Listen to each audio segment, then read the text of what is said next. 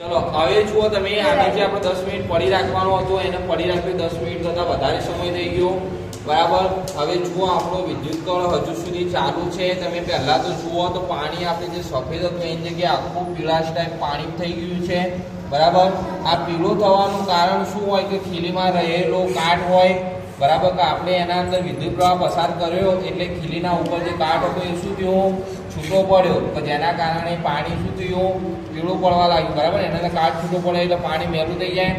હવે તમે જોશો એના અંદર નોર્મલી તમને પરપોટા જોવા મળશે બરાબર।